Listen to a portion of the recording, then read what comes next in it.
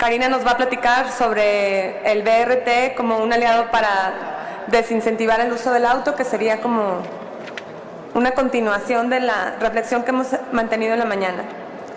Les voy a platicar, más bien les voy a leer un breve resumen curricular de Karina. Karina se unió al ITDP México en 2009 como planificadora urbana de la Universidad Nacional Autónoma de México. Trabaja en la elaboración de la propuesta de modificación de intersecciones del servicio de bicicletas públicas. Antes de trabajar para el ITDP, Karina colaboró en proyectos de desarrollo urbano con una firma de arquitectura. En 2007 participó y ganó en la 25ª sesión de los talleres internacionales de planificación y diseño urbano, llevado a cabo en Cergy-Pontoise, en Francia. El tema del concurso fue Aeropuertos al norte del París, Charles de Gaulle. El desarrollo de una aerópolis. Bueno, aquí la tenemos. Muchas gracias, Karina. Bienvenida.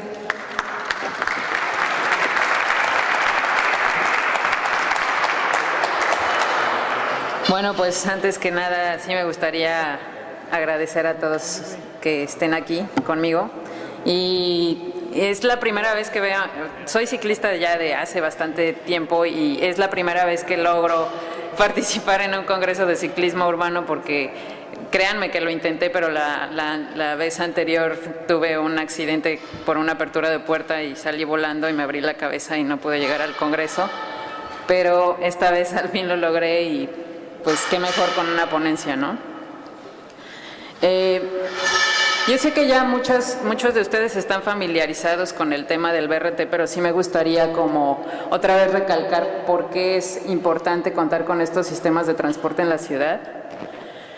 Es un poco el índice que vamos a manejar, el por qué un BRT. Hoy en día existen diversas formas de transporte, entre ellas existe el tren ligero, el metro y el BRT. El BRT es importante ya que con $1 millón puedes hacer 1 kilómetro de BRT a partir de $1 millón, porque digo, hay sistemas que cuestan un poco más caro, entre el 1 y los 7 millones. Y el tren ligero y el metro son mucho más caros. El tren ligero te puede costar hasta $30 millones el kilómetro, y el metro, como el de la Ciudad de México, que actualmente se está construyendo, cuesta $100 millones el kilómetro cuadrado. Entonces sí tenemos que empezar a pensar en cuestiones de economía y en otras dinámicas para ver cuál es la opción más asequible para las ciudades actualmente. Regreso otra vez porque mucho se habla, sobre todo entre metro y BRT, sobre la capacidad y la demanda que se puede llegar a transportar a través del sistema. Actualmente hay sistemas como el de Guangzhou, que espero que se tomen un poco de tiempo para conocerlo, porque es un sistema muy interesante. El Guangzhou BRT ha logrado transportar hasta 800,000 pasajeros al día, o sea, ya es equiparable a una línea de metro. Se empiezan a crear muchas ¿cómo podríamos denominar? Características que deben de regir en los sistemas BRT, como por ejemplo el que tenga que contar con carriles confinados o el que tenga que contar con carriles con buses articulados o X, Y o Z. Y el Guangzhou BRT es un ejemplo muy claro de que no todo tiene que ser de una forma. Incluso transporta los 800,000 pasajeros con buses muy cortos de 12 metros y es posible. Solo es cuestión de coordinar un poco las líneas de transporte y de ver cómo agilizar las frecuencias para poder lograrlo, ¿no? Esta es un poco otra vez la tabla de cómo el BRT comienza a ganar lugar y espacio y empieza a alcanzar a las otras formas de transporte. Esta es una tabla elaborada por el Banco Mundial que modifiqué a partir de los nuevos números generados por el Guangzhou BRT. Entonces podemos ver que ya la gráfica, el costo es muy bajo y empieza a alcanzar a transportes férreos como el metro. Y pues bueno, esta es una tabla que también nos muestra un poco de lo que les comentaba, que con las cantidades de dinero lo que puedes construir en una ciudad Por ejemplo, del lado izquierdo inferior aparece el Vertro, que es un sistema que ha causado revuelo de repente porque es una propuesta interesante el tener que mandar aéreamente un BRT, un poco, para mí un poco desconcertante porque, no sé, es como extraño tener un BRT aéreo. Más adelante entenderán por qué las cosas aéreas no pueden funcionar muy bien en una ciudad. Pero bueno, otra de las razones muy importantes por las cuales yo no considero que el metro o el tren ligero puedan funcionar en una ciudad, y sobre todo en las ciudades mexicanas, es porque la densidad que tenemos en las ciudades mexicanas es ridícula todavía. Como pueden ver ahí en la tabla, la densidad que puede llegar a tener una ciudad como Londres, las ciudades más grandes que tenemos actualmente, 20,000 habitantes por hectárea, a comparación con la Ciudad de México que tiene 5,000, todavía estamos muy lejos de eso. Y además la Ciudad de México actualmente cuenta con 12 líneas de metro, una red muy grande de transporte, muy cara y que funciona, bueno, funciona entre comillas porque, como todo el mundo sabe, de las 12 líneas que existen actualmente, 3 son las que cubren con la capacidad, o sea, que realmente tienen una demanda, y las demás están subutilizadas. El metro en la Ciudad de México está subsidiado. La tarifa real es de 9 pesos y se cubren 6 pesos de subsidio por operar todo el sistema. O sea, realmente empecemos a pensar si realmente es lo que queremos. Si lo que queremos es que sea un metro, un BRT o un tren ligero. Una de las razones por las cuales a mí el metro me desagrada, y el metro puede llegar a ser una solución en ciudades que tienen gran densidad como Nueva York o Londres, pero han ocasionado tantos daños a las ciudades actualmente. El caso de Tlalpan es un caso que espero casi todo el mundo ubique. Tlalpan es una avenida que cuenta con el metro a la mitad y que lo que ocasiona es una fragmentación de la ciudad. La palabra fragmentación en urbanismo es ruptura. De pronto tú tienes una serie de vialidades que convergen y que son atravesadas prácticamente con un bisturí por una línea de metro que lo único que genera es una ruptura y que rompe y que la accesibilidad empieza a degradarse porque tenemos que atravesar a través de pasos a desnivel carísimos que pues lo único que generan son problemas sociales.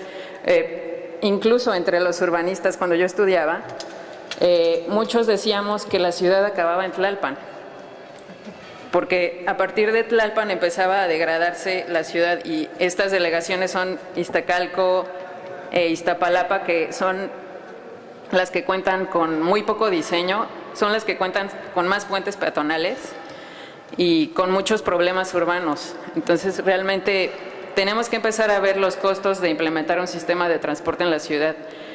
Muchas veces los sistemas de transporte se planean pensando en que voy a transportar a una población del punto A al punto B sin contextualizar lo que se está haciendo. Y por eso pasan este tipo de cosas, ¿no? Esta es una imagen de lo que era Tlalpan antes, cuando se podía cruzar a nivel.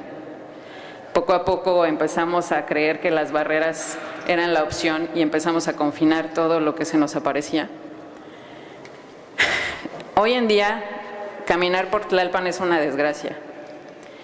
Donde están las salidas de metro hay bastante comercio concentrado, pero 200 metros después ya no hay nada en absoluto, ya no hay comercio, ya no hay gente caminando. ¿Por qué? Porque se generaron zonas inseguras por la fragmentación que ocasionó el metro.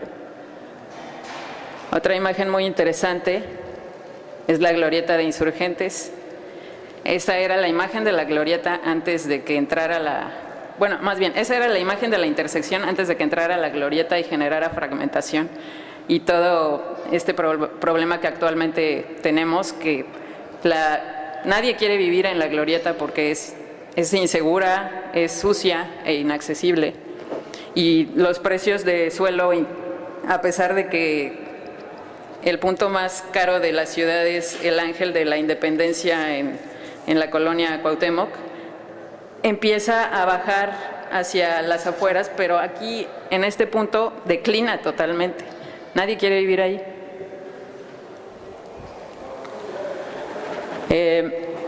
También tenemos la otra opción, que es hacerlo aéreo, ¿no? Como aquí en Monterrey también ustedes cuentan con un ejemplo muy claro. La ciudad de Medellín también optó por destruir. Yo sé que a mucha gente no le interesa la imagen urbana, pero para mí es importante. Y de pronto tienes al metro en medio de un edificio de hace 500 años. En vez de poder tomar una foto interesante de la fachada, tomas una foto del metro atravesado y la fachada atrás. O sea, de pronto estas cosas también tenemos que cuidar. Además de que obviamente tener un metro aéreo es inaccesible. Ustedes conocen muy bien esta fotografía, ¿no? Paralelamente al metro tienen corriendo microbuses o autobuses que toman pasaje.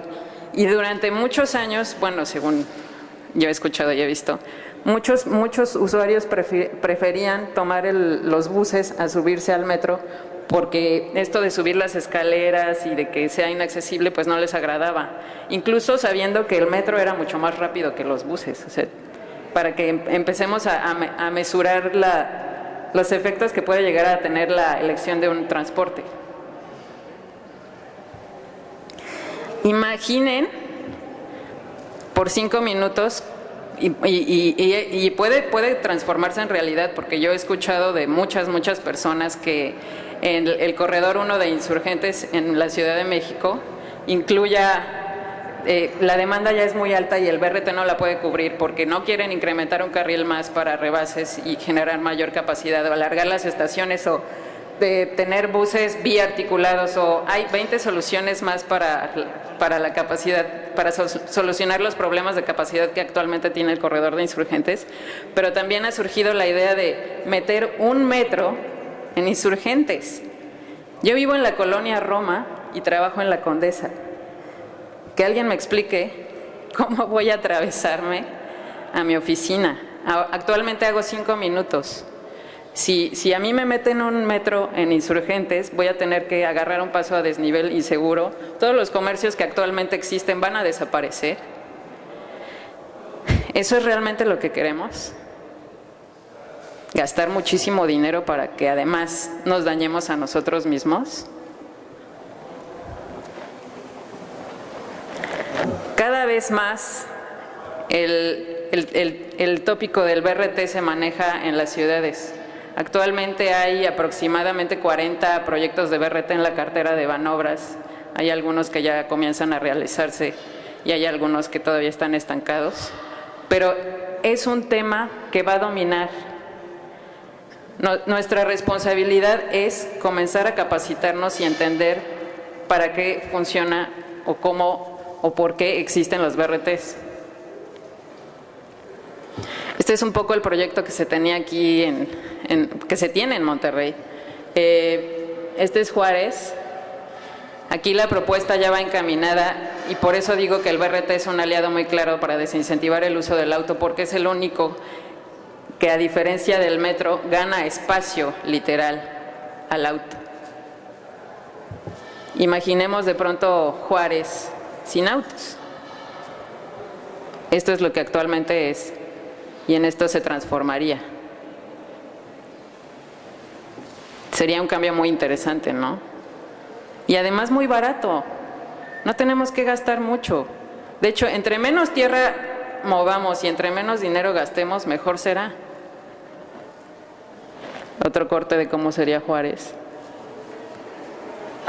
Este es el BRT. Quiero mostrarles un poco lo que está sucediendo en el país para que todo el mundo tenga una idea muy clara de qué es lo que está pasando. Últimamente se ha optado mucho por la imagen de generar corredores de transporte, como los que actualmente operan en la Ciudad de México. Para empezar está muy bien, pero el problema es cuando ya tienes operando 4, como va a ser el caso de la Ciudad de México, y no sabes cómo redistribuir los recursos, porque obviamente la línea 1 de BRT en la Ciudad de México transporta mucha más gente que transporta la 2 a la 3, y de repente los transportistas y concesionarios empiezan a decir, oye, yo también quiero ganar lo mismo que se gana en la línea 1, ¿cómo le hago? Pues lo que tiene que empezar a pasar es que no debemos de pensar en corredores, sino en una red integral de transporte. Puebla aún no lo ha logrado. como pueden ver, optó por crear también un corredor, pero la ciudad de Querétaro puede hacerlo. Después de Optibus en León, es el segundo sistema de transporte que será un sistema integrado de transporte, que va a ser una red que va a tener alimentadoras y que, la propuesta de Querétaro es muy interesante porque lo que propone es una reestructuración real del transporte. Invita a todos los transportistas a unirse al proyecto y a ser parte de él. Es un proyecto de ciudad. Lo que tenemos que pensar ahora es en proyectos de ciudad, no más corredores individuales como el de Puebla, como el de Metrobús.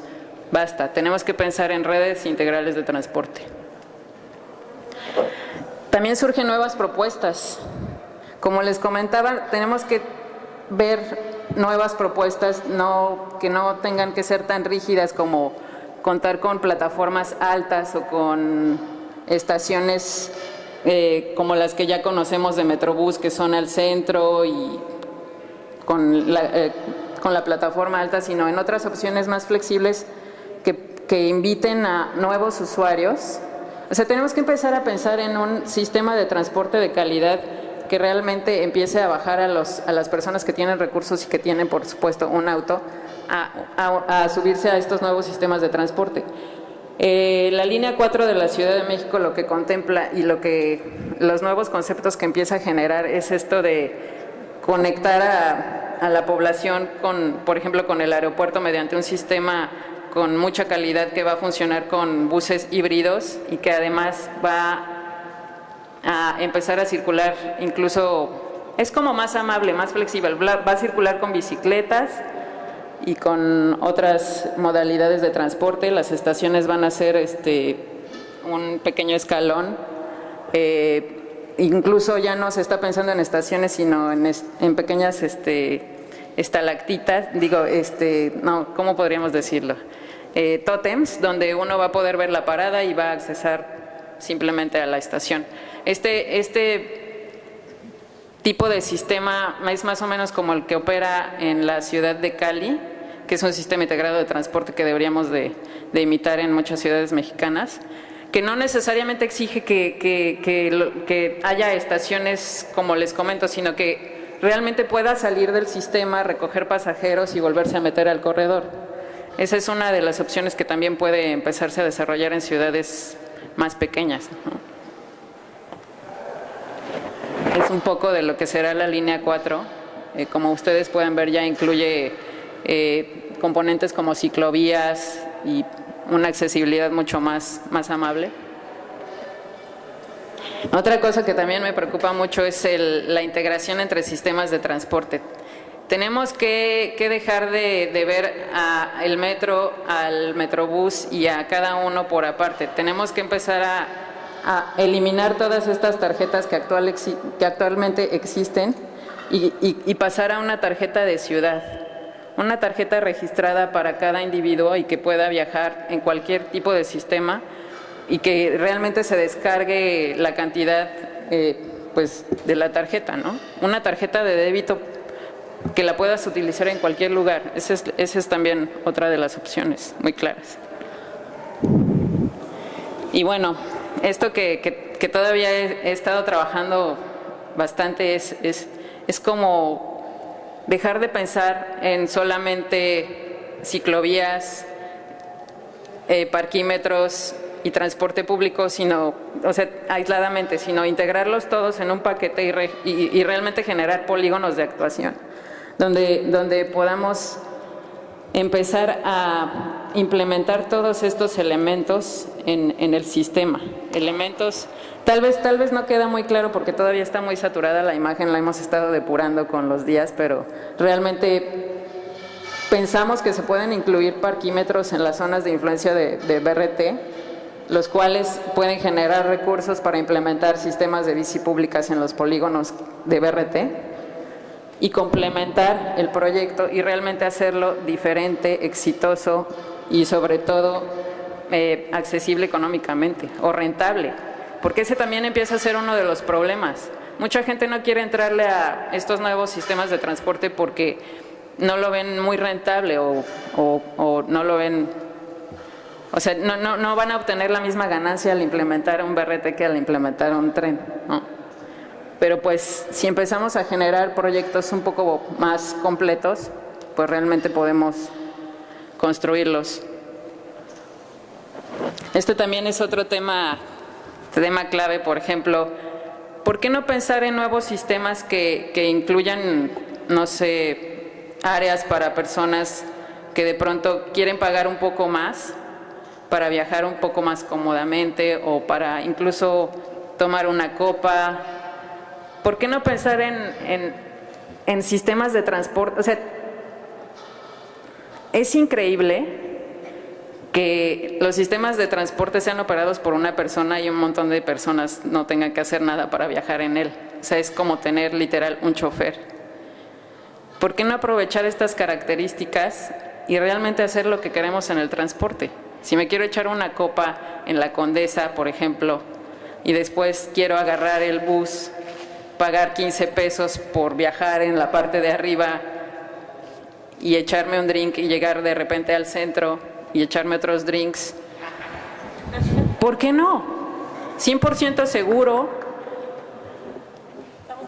Tenemos que romper el paradigma, o sea, tenemos que pensar en nuevas formas de transportarnos que no sean el auto. Y esta es una gran opción. Un poco las conclusiones. Como les mostré, hay más de 40 proyectos de BRT en las ciudades mexicanas. Nuestro papel va a ser capacitarnos para entender este proceso, porque si no nos capacitamos van a llegar los trenes y nos van a volver a causar heridas. Tenemos que organizarnos y formar grupos de apoyo donde intercambiemos información y realmente todos tengamos conocimiento para poder demandar a nuestros gobiernos qué es lo que queremos. Tenemos que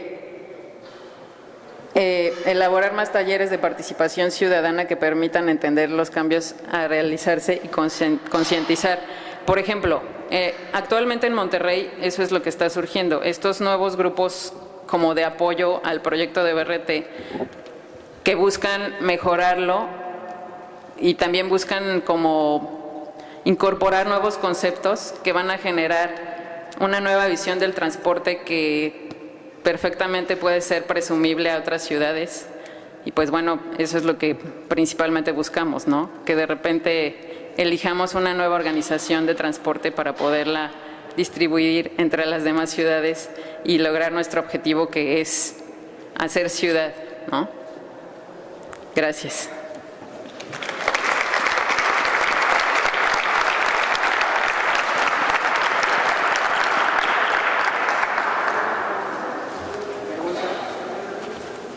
Sí.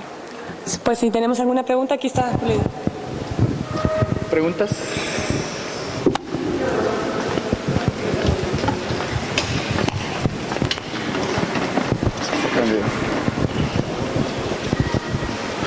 ¿Qué tal, Karina? ¿Hasta dónde tu BRT va de la mano con el proyecto para Monterrey? ¿Hasta dónde? Sí, o sea,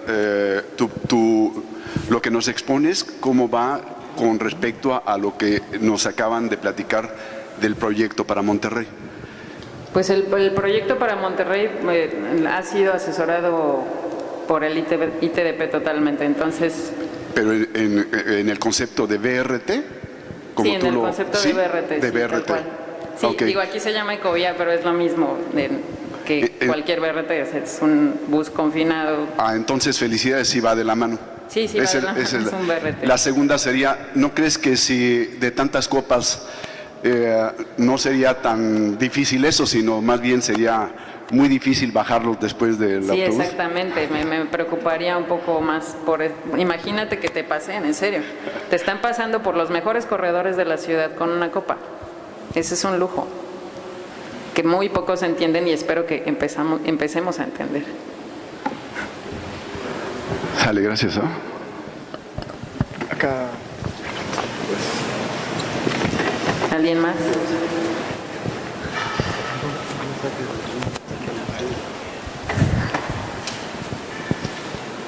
Gracias. Sí,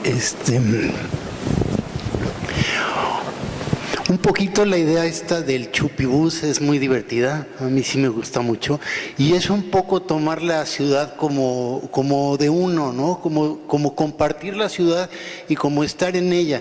Y hay algo como que muy importante que tenemos que pensar siempre en función del transporte. El transporte ya de mucho tiempo para acá ha venido de alguna manera haciendo nuestras vidas. Nuestra vida está fluyendo a través del transporte. Entonces es un poquito como tomar la vida por nosotros mismos y no por el transporte. Eso está muy padre.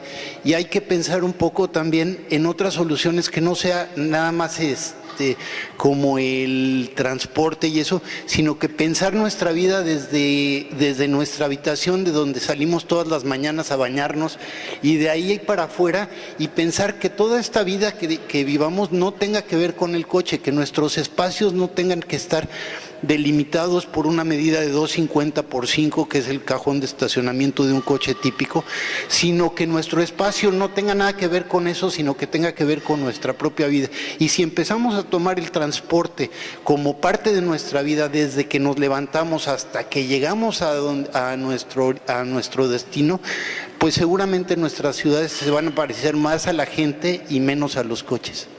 Completamente de acuerdo con. Está padre lo del chupibús. Gracias.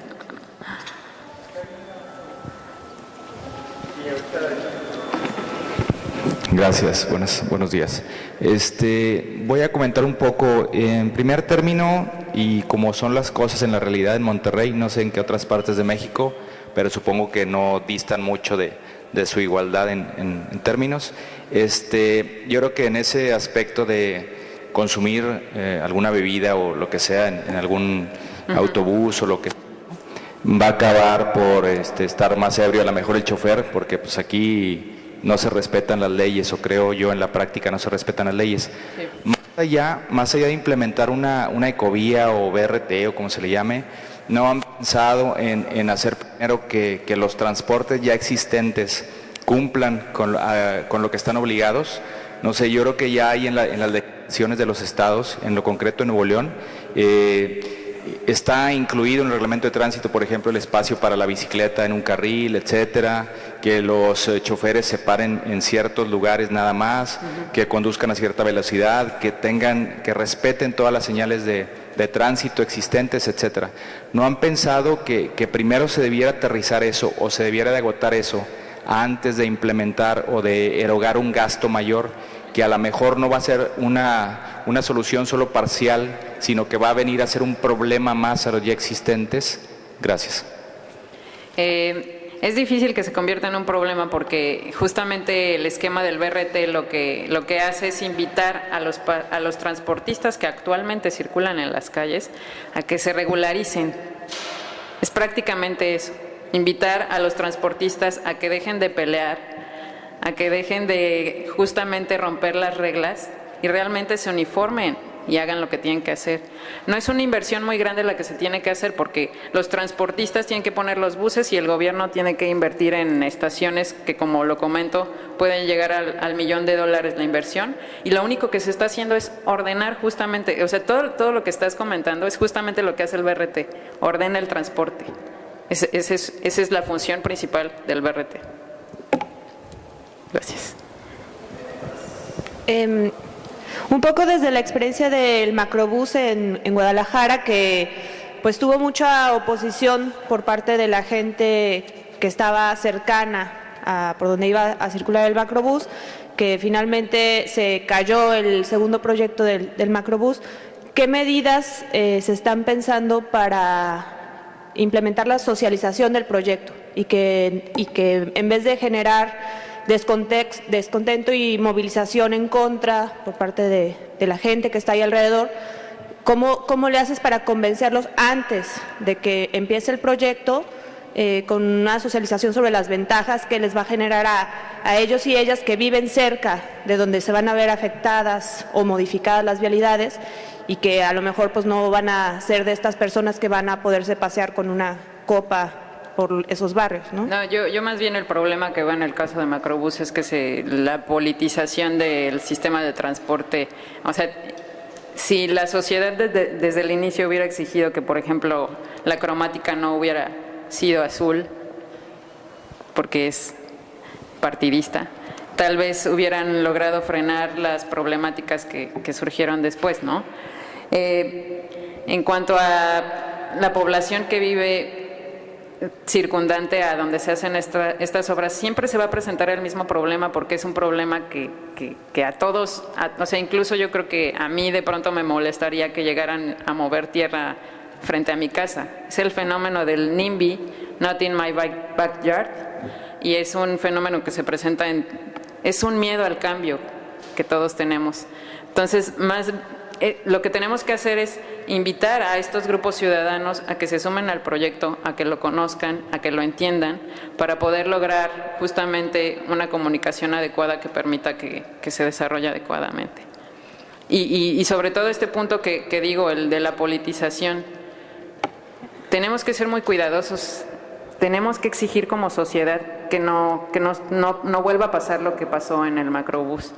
Tenemos que exigir que los proyectos no sean por el periodo de tiempo del político, sino que realmente sean más largos, ¿no? O sea, por eso mismo voy de nuevo a las redes integrales de transporte, porque ahí ya tienes toda la propuesta de cómo quieres que se desarrolle el transporte en tu ciudad y no corredores aislados.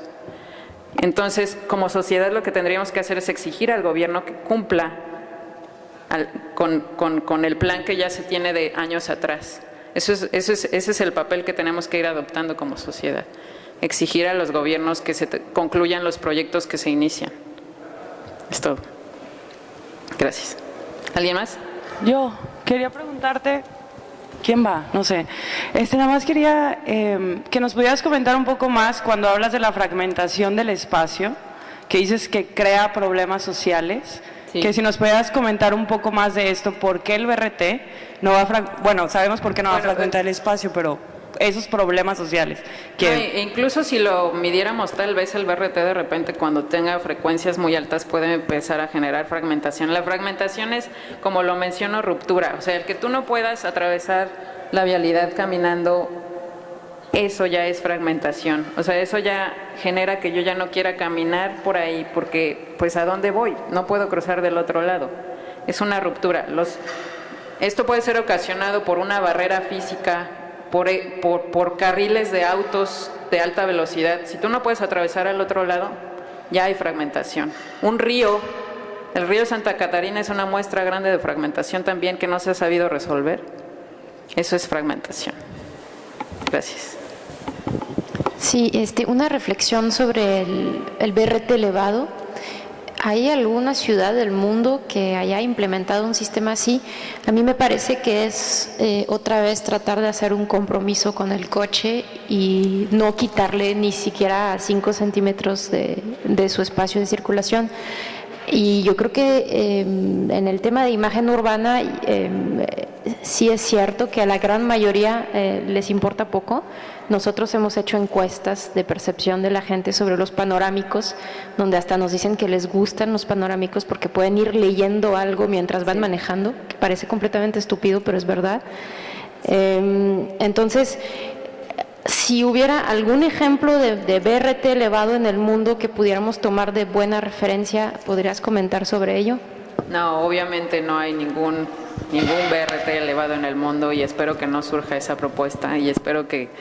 No podemos hacer esto, o sea, no podemos sacrificar nuestra ciudad por tener este tipo de sistemas de transporte. Tenemos que empezar a ganar espacio. Lo que está pasando es que estamos perdiendo espacio y lo que queremos es ganarlo. Entonces esa no es una solución óptima de transporte. Y dos, la estética a los mexicanos no se nos da, es muy triste ver de repente las ciudades mexicanas tan grises y tan perdidas. Además, esta cuestión de saber qué es calidad de vida, yo creo que se ha perdido muchísimo entre nosotros. Realmente no sabemos lo que es, por ejemplo, vivir a 5 minutos de tu oficina, no sabemos lo que es caminar a comprar tus necesidades básicas. O sea, tener que desplazarte para ir al súper, por ejemplo, a mí me parece ambiguo. No sé, todos estos nuevos... O sea, el paradigma anterior es tan complicado que me parece aberrante, ¿no? O sea, pero esos conceptos ya se perdieron. O sea, hay gente que no entiende que andar en bicicleta es increíble, que caminar es increíble. Es muy triste. Pero bueno, ¿no? Vuelvo. Incluso dentro del Bertro se contempla, no sé si conozcan un poco del proyecto, pero se contempla una ciclopista acompañada o que va corriendo al lado del Bertro, que va del punto A al punto C. Y yo me pregunto, si quiero ir a la papelería que está aquí abajo, ¿cómo diablos me bajo del segundo piso del Bertro para ir ahí? No hay forma. Tengo que ir del punto A al punto B y a nadie le importa si yo quiero ir a una papelería o a un baño o a comprar lo que se me dé la gana. No puedo.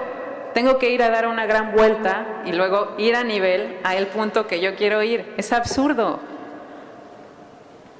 Hay que reflexionar cada obra que se quiere implementar en la ciudad, en verdad.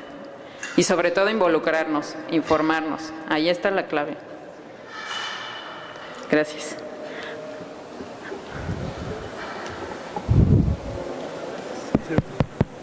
Bueno. Hola, soy Everardo Flores, vengo de Mérida, Yucatán. Y la pregunta es si sabes si de estos 40 proyectos de BRT que existen, ¿hay alguno pensado para Mérida? Creo que Mérida es una ciudad mediana, ¿no? Somos como 700,000 habitantes, ni la mitad de los que viven en Iztapalapa, por ejemplo. Más todo el estado de Yucatán es la misma población que Iztapalapa. Creo que así como hay ciudades que, pues, efectivamente ya son caníbales, hay otras que estamos todavía a tiempo, creo yo, de salvarnos. Mérida es una de esas, es una ciudad muy amable. Sin embargo, pues, como toda ciudad que tiende a crecer, pues también tiende a repetir los mismos errores, ¿no? Cada vez ahora vemos más semáforos. Es una ciudad donde el respeto a las glorietas es de todos los días. Ahí los autos más o menos respetan al llegar a una glorieta, el que sigue, el respeto al peatón es alto todavía. Sin embargo, no es difícil ver que eso se va degradando. Entonces, no, solo si ustedes lo permiten. Claro, evidentemente, pero también parece de pronto algo como inevitable. Esto es como cuando los niños llegan a la adolescencia. Parece así porque pronto nos vamos acercando al 1,000,000 de habitantes y tú sabes que cuando las ciudades rebasan el umbral del 1,000,000 pues ocurren transformaciones así como en los seres humanos. Nosotros pues estamos en un colectivo de ciclistas que creemos que estas cosas no tienen por qué ocurrir efectivamente en Mérida. La ciudad en el centro es un gran distribuidor de camiones, o sea, todo, si tú quieres ir, como dices, de un punto A a un punto B, C o B, tienes que llegar a fuerza al centro, porque todos los camiones van al centro y de ahí tienes que transbordar, es una gran zona de transborde. El problema efectivamente es político, esto es, el sindicato de los transportistas es muy fuerte, y ni siquiera es una cuestión política, o sea, Yucatán es completamente priista, ahora tiene ya la ciudad que había sido panista durante casi 20 años, ahora es priista, el estado es totalmente priista, es como México de los 60s donde de partido único, y el punto es que no necesariamente atraviesa por los partidos, o sea, es una negociación política, pero ya con poderes reales ahí constituidos. Yo no sé si el ITDP, aparte de la asesoría, digamos, urbanística, pues también tiene ahí alguna asesoría en términos de negociación política, porque a mí me queda claro que muchas de estas cosas no se hacen o cuestan trabajo, justamente por la incapacidad a veces de los gobiernos de negociar eficientemente con los poderes reales, ¿no? Que en este caso es los transportistas en Mérida,